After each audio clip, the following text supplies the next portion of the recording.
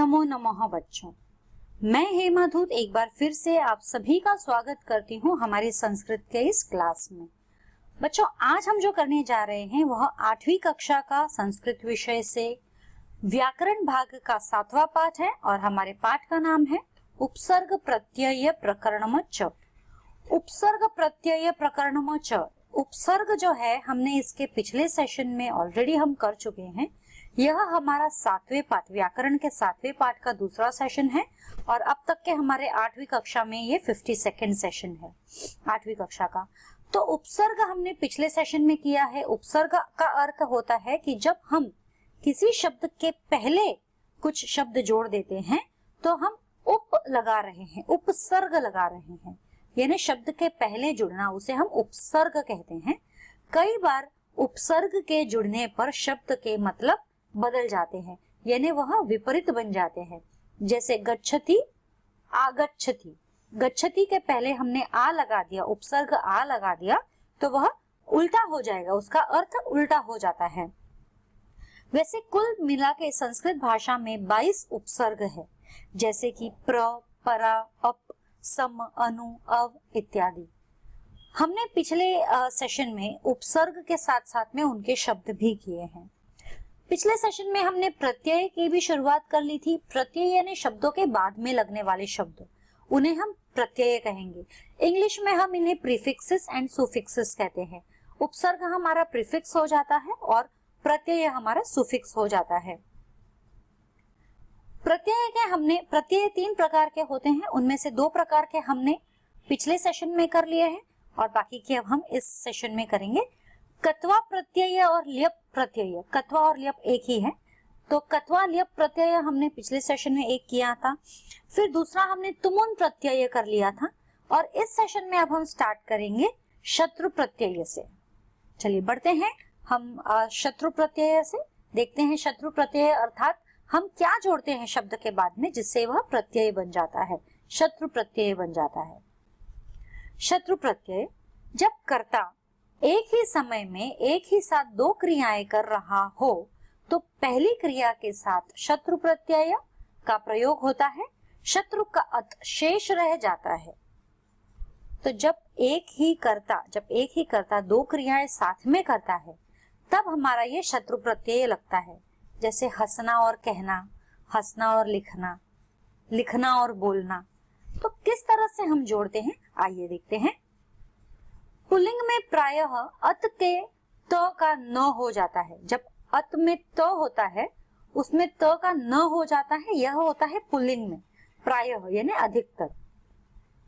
सह हसती वदती। अभी देखिए सह जो है पुल्लिंग के लिए हम सर्वनाम है। हसती और वदती यह दोनों क्रियाएं कौन कर रहा है? सह कर रहा है। हसती वदती च, यानी वह हंस भी रहा है और बोल भी रहा है। तो यहाँ पर हम पहली जो क्रिया है हंसना, इस क्रिया के साथ हम शत्रु प्रत्यय लगाएंगे।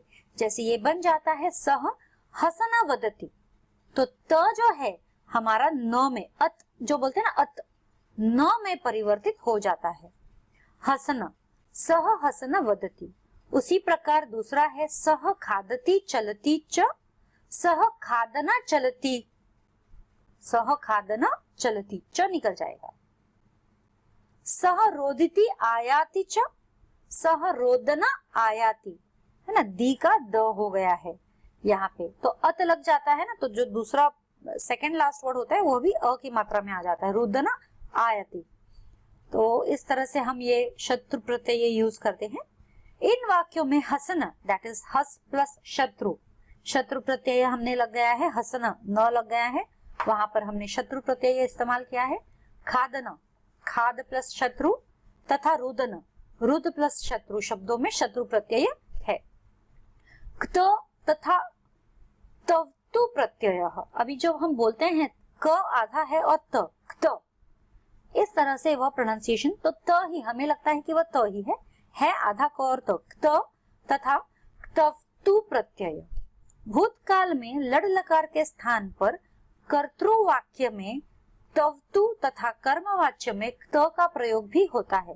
अब यहाँ पर यह हम किस तरह से प्रत्यय का इस्तेमाल करते हैं वह बताया गया है। भूतकाल में, जैसे कि भूतकाल में लड़ लकार के स्थान पर कर्तृवाक्य में तवतु तथा कर्मवाच्य में त का प्रयोग भी होता है। अभी कैसे करेंगे हम भूतकाल में इसका परिवर्तन, देखो सह हसत यानी वह हंस रहा था के स्थान पर सह हसितवान, अहसत ये हमने उपसर्ग लगा दिया है हसत को, उसके स्थान पर यदि भूतकाल में ही हमें करना है इसे हसितवान यानी हसितवान, यह हमने कर्तृ प्रत्यय हमारा यहाँ लग गया है।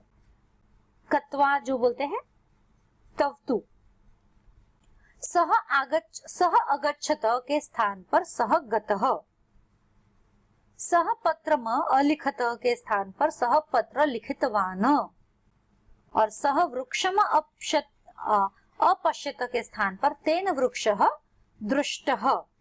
अब देखिए यहाँ पे हसितवान और लिखितवान और गतः और दुष्टः दोनों भी अलग अलग है। किस तरह से इनको उपयोग में लाया गया है, यहाँ गतः व दृष्टः में त प्रत्यय लगा है और गम व त, गम प्लस त इज इक्वल टू गतः, दृश प्लस त इज इक्वल टू दृष्टः।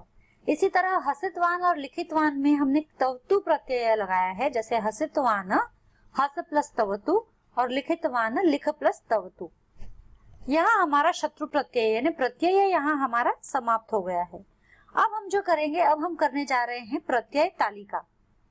तालिका यानी टेबल, टेबल जिसमें जैसे हमने पिछले सेशन में उपसर्ग की प्रत्यय तालिका की थी, वैसे ही यहाँ पर हम प्रत्यय की तालिका करेंगे। त में भूतकाल जब होता है तो त में अंत होता है, जैसे गम प्लस त गतः। आप देख सकते हैं यहाँ पर अगर मैं बताऊं आपको, यह है गम, ठीक है, यह है त। अब यहाँ देखिए ये म निकल जाएगा, ठीक है, और ये आधा क निकल जाएगा, बचा क्या ग और त, गतः। यह हो जाएगा हमारा त प्रत्यय भूतकाल में त के साथ में गया हुआ। उसी प्रकार जन प्लस त जातः, ठीक है, जातः यानी पैदा हुआ। श्रु प्लस त श्रुतः सुना हुआ। हस प्लस त हसितम, यह नपुंसकलिंग शब्द है या हंसा गया भी इसे हम कहते हैं। यह है हसितम नपुंसकलिंग शब्द या हंसा गया। अगला है हमारा नम प्लस त दैट इज नतः झुका हुआ, इट इज कॉल्ड झुका हुआ। खाद प्लस त दैट इज खादितः खाया हुआ। पा प्लस त पीतः पिया हुआ। पा यानी पीना, जैसे हम ऑलरेडी ये धातु रूप कर चुके हैं। दा प्लस त दैट इज दत्तः दिया हुआ। अब कत्वा यानी करके जिसमें त्वा रहता है अंत में। गम प्लस कत्वा, अभी वो खाली क्वा ता था, अभी यह कत्वा है, गत्वा हो गया है ना। ये आधा त और व और ये ग, बाकी ये कट जाएगा, म कट जाएगा और आधा क कट जाएगा, तो बन जाता है हमारा गत्वा यानी जाकर। भू प्लस कत्वा, अगला नीचे है भू प्लस कत्वा, भूत्वा यानी होकर। श्रु प्लस कत्वा श्रुत्वा दैट इज सुनकर। लिख प्लस कत्वा लिखितवा, अब यहाँ पे लिखतवा नहीं करेंगे, लिखितवा हो जाएगा लिखकर। अगला है लभ प्लस कत्वा लभत्वा दैट इज पाकर। यह भ जो है ब में परिवर्तित, आधे ब में परिवर्तित हो गया है, लभद्वा, और त जो है ध में परिवर्तित हो गया है, तो यह एक स्पेशल केस है।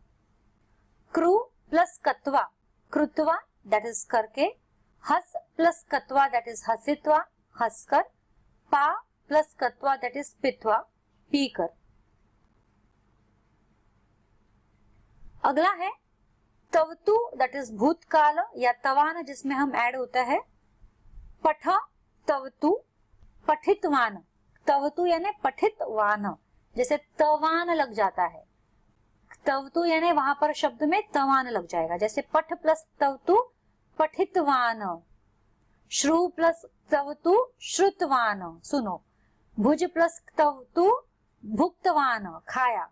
पा प्लस तवतु पितवान दैट इज पिया। दा प्लस तवतु दत्तवान यानी दिया। खाद प्लस क्तवतु खादित्वान यानी खाया, लभ प्लस क्तत्वु लब्धवान पाया। अभी देखिए यहाँ पर भी आप ये जो भ है, यह जो भ है, यह भ जो है ब में परिवर्तित हो जाएगा और ध आ जाएगा, ठीक है। लब्धवान पाया। अब तुमुन के लिए हम तुम यूज करते हैं, भू प्लस तुमुन भवितुम, तुम आ गया है, भू प्लस तुमुन भवितुम दैट इज होने के लिए, श्रु प्लस तुमुन श्रोतुम सुनने के लिए, गम प्लस तुमुन गंतुम जाने के लिए, लभ प्लस तुमुन लब्धुम पाने के लिए। यहाँ भी देखिए आप भ आ गया है और भ में ये आधा ब और ध आ गया है, लब्धुम। क्रू प्लस तुमुन कर्तुम करने के लिए, नम प्लस तुमुन नंतम झुकने के लिए, जन प्लस तुमुन जनितुम पैदा करने के लिए, कथ प्लस तुमुन कथियुतुम कहने के लिए।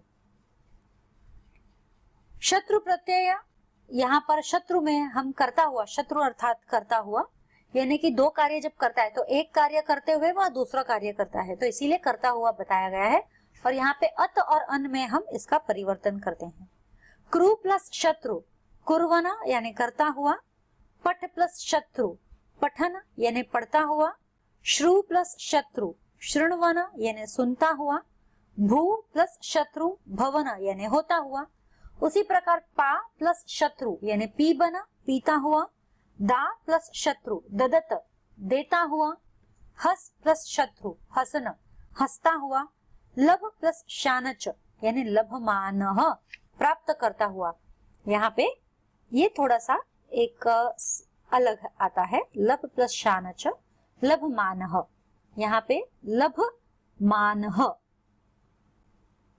सॉरी।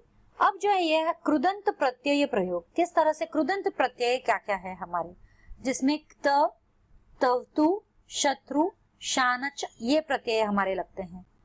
क्त प्रत्यय भूतकाल कर्म वाच्य में प्रयुक्त होता है। त प्रत्यय कहाँ आता है, जब हम भूतकाल की बात करते हैं, जैसे दत्तम जाता कृता आदि। दा प्लस क्त दत्तम, जन प्लस क्त जाता, स्त्री में क्रू प्लस क्त कृता स्त्रीलिंग। उसी प्रकार ये सेंटेंसेस दिए हैं, मया भवनम द्विधा विभज्य दत्तम यानी मेरे द्वारा घर दो भाग में बांट दिया गया है। हाँ, दत्तम, दत्तम यह क्त प्रत्यय है, भूतकाल में इस्तेमाल किया जाता है।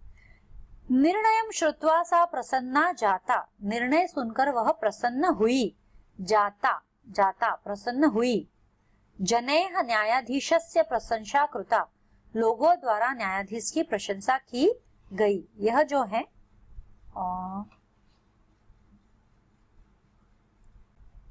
यह लोगों द्वारा न्यायाधीश की प्रशंसा की गई। इस तरह से हमारा ये सेंटेंस यहाँ पे बना है क्त प्रत्यय में। अब तवतु प्रत्यय में यह भी भूतकाल में प्रयुक्त होता है। तवतु जो है यह भी भूतकाल में, तवतु जो है यह भी हम क्त भी भूतकाल में तवतु भी भूतकाल में प्रयुक्त होगा।